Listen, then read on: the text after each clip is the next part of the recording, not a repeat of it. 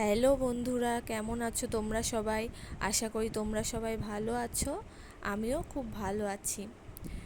সকাল সকাল কাজ সেরে স্নান করে চলে এসেছি পুজো দিতে যাব বলে। রেডি হওয়ার আগে পুজোর জিনিসগুলো আগে গুছিয়ে নিই। দেখতেই পাচ্ছ এদিকে পুজোর জিনিসগুলো গোছানো হয়ে গেছে, সব গুছিয়ে নেওয়া হয়ে গেছে এদিকে। এবার আমি নিজে রেডি হব। দেখতে পাচ্ছ প্রায় আমি শাড়ি টাড়ি পরে রেডি হয়ে গেছি। তো আমাকে কেমন লাগছে তোমরা কমেন্টে জানিও। এবার চলে যাব পুজো দিতে। এই যে আমাদের বাড়ির পাশেই মন্দিরটা, এই মন্দিরে পুজো দিতে যাই। এখানে পুজো শেষ করে রাস্তায় দেখতেই পাচ্ছ দিদিভাই আর তোজবাবু যাচ্ছে। তোজবাবু চুপচাপই যাচ্ছে।